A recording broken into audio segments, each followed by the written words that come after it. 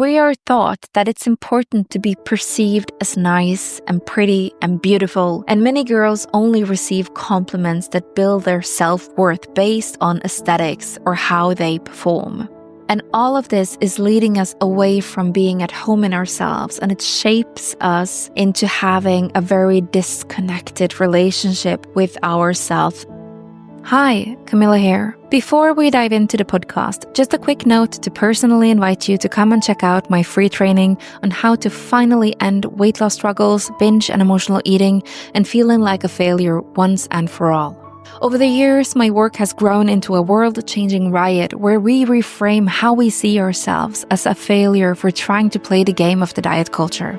It's time to break free from being the good girl, the weight loss struggles, binge and emotional eating, impossible aesthetic ideals, negative body image, self-sabotaging patterns, never feeling good enough, and often feeling like a failure. It's time to create a new paradigm where we enjoy a diet-free, binge-free, stress-free, slower, and more intentional and joyful way of life while you feel good about yourself and your body along the way. This is so true. I think that anyone that has struggles with food, body, and challenges with eating should have Camilla's program on prescription. You know, after the first evening listening to Camilla's lectures, I understood why I was always failing my diets. It completely shocked me how accurately she could describe everything that I had been struggling with. Check out the free training at camillasage.com. Now, let's go into the Diet Riot. Hi, it's Camilla, and welcome to the Diet Riot podcast. This is a podcast where I'm on a mission to help women escape from food struggles, the diet culture, and the hustle-focused society so they can finally be free to enjoy their bodies and their lives on their own terms. I'm so glad that you're here with me. Today, we're going to talk about how society presents us women with unachievable aesthetic ideals that leaves us struggling with our body image and our relationship to ourselves and our body. So let's dive in. When we are born, we are in our bodies. We are purely present in the moment, connected to our own needs. We experience the world from an in-the-body place because we don't have words for anything else. A baby will feel hunger and then they cry. If something isn't right or if they're uncomfortable, they won't hesitate with screaming their lungs out unapologetically, and they certainly won't take others' needs or comfort into consideration when they feel the need to speak up their boundaries and tell the world their own needs. They have no other way because they literally are so inside of their bodies that they are experiencing world from an inside body place. But as women, we are from a very young age conditioned into a toxic and oppressive way of looking at our own body. We are focusing on how we look and how we are perceived instead of being in the body. We are thinking about how our body looks with critical glasses on, and we are looking for flaws, and we are worrying if it's right or wrong, considered nice or attractive or ugly. And we so quickly come to a place where we connect our value as a human being to our own body and how it looks. And young girls are complimented for how nice and cute they look. But being connected to our own body and living in our body is the most basic human rights we would want to give our children. And like I said earlier, when we are born, we aren't critical towards ourselves and our own body. We are purely present in the moment. We are so connected to our own needs and what we experience because we are coming from this internal place. And we don't have a language. We literally don't have a system in the brain where we are putting labels and definitions for things, situations, concepts, and communication.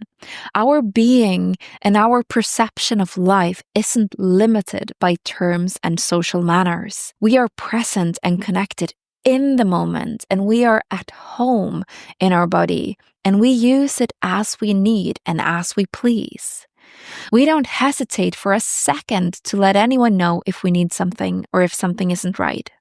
But this at-homeness and belonging in our own body is sadly short, because shortly after we learn how to talk and use symbols on our perception of reality from our own language, we are taught that it's more important how we are perceived as the good girl and how we behave than screaming our lungs out if something isn't right.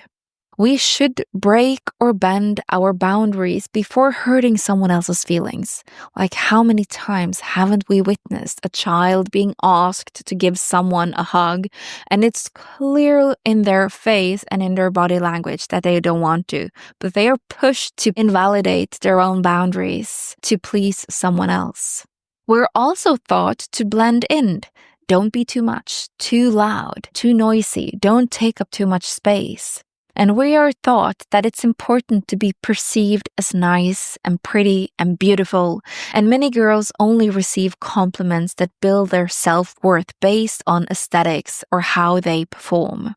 And all of this is leading us away from being at home in ourselves, and it shapes us into having a very disconnected relationship with ourselves and our own body in the world. And when we raise our young girls to believe that they need to be quote-unquote right to fit an ideal, to be of value of receiving connection and belonging, they will instantly feel like they are broken and insignificant. So moving from childhood into adulthood, the young girl's body changes and matures into becoming a woman, but this process rarely matches the ideals. So teenagers perceive themselves as wrong and flawed, and they turn to the diet industry and methods of starvation and extreme rigid approaches to change their bodies and to strive for smallness. They become shackled by body shame and negative body image and having a strained relationship to food and themselves, and obsessing over flaws rather than living in the body and being totally free in themselves to purely express themselves in their own life. And the diet industry has benefited greatly from young girls' loss of their at-homeness in their own bodies. And they are adding to the mindfucks through promises and scams, making things seem easy and like the answer to their happiness and dreams lies in a size or a number on the scale. And the loss and the disconnection mindfuck starts long before we are old enough to consent. And we are fooled into believing that our body and the food we eat needs to be controlled. If not, your body size will literally spiral out of control. We are fooled to believe that thin equals healthy and that one meal can ruin everything. And that the calorie in versus calorie out equations has to be quote-unquote right. But these are all suppressing and toxic ways of thinking about the body. But when we take it as something completely normal, just because it's common amongst women, and the fact that we actually are indoctrinated from such a young age, this is so harmful for not only us and ourselves in our own life, but also for future generations to come. And when we start on a fad diet to lose weight only to fail, then we believe that it's our fault if we can't stick to the diet. It has to be me who's the problem. But it was never us that were the problem to begin with. We as women are the victims here. And in the meantime, the diet industry earns billions of US dollars on the fact that women keep buying into the lie that it's themselves that's the problem. And they keep coming back for another solution, hoping that this time it will work and this time they'll finally succeed and make it. But for every round on a diet and every time a woman fails, their self-confidence and self-worth gets stripped away. And the disconnection to their body amplifies, and they lose all trust in their own body and its signals. So as a small child grows, she will move from being at home in her own body to spending more and more time disconnecting to and thinking about her body, how it might be considered flawed because it is uniquely its own and it doesn't fit any ideal. Every single body on this earth is different. It's how we are made. But this disconnection where a woman considers herself wrong and constantly does self-loathing and thinks of how she should change herself, this is the only prison we have where the locks are on the inside. And so insanely many women are suffering there. So even before we are old enough to consent, we get ideas implemented in our own view of what a body should look like, which barely 1% of the world's population fit into. This is what we measure ourselves up against, deciding our worth and the level of success in combination with how productive we are. And if we aren't reaching the ideal, or if we end up in gaining weight instead of shrinking ourselves, we are so afraid of getting judged for being weak and considered lazy and having lack of willpower, for example, and character, as well as we are terrified of being considered not being good enough, pretty enough, or attractive enough. And the sad thing about this is that this is a scam, but it's literally a web of dirty secrets and lies that keeps women stuck in the suffering, keeps them turning back to the diet and fitness industry for solutions that won't be the whole solution. Because most approaches, like I would say 99.9999999% of all the approaches out there are missing the main effing piece that will keep you from actually succeeding in not only reaching your goals, but also managing to create a lifestyle and a way of living that promotes health and well-being and won't let yourself paint yourself into a corner of all or nothing mentality, good day or bad day, being terrified of spiraling out of control or being so confused of what to do or not to do that you are stuck in confusion and feel so discouraged by that you don't believe in yourself ever going to make it.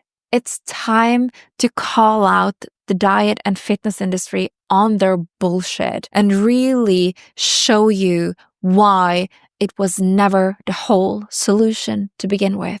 Because it's not about what happens on your plate. It's what happens in your brain. And stay tuned because in the next episode, we're going to dive deep into all of these things and you will get to hear things you have never heard before and that you will never hear anywhere else. And this will literally shock you to your core if you're open to it, and it will be a turning point and be so crucial for your path ahead in actually breaking free from these things and reaching your goals that I can't emphasize this enough. So let's jump in to the next episode. Thank you for listening today. I'm so grateful for you being here. If you'd like to explore more into these topics, then please hit subscribe. And if you love this podcast, leaving a review or a 5-star rating really helps other women finding it too. And if you know anyone that would benefit greatly from listening to this podcast, then please share it with them. You can find more information about ways to work with me and my free training in the show notes. Thanks for listening to The Diet Riot.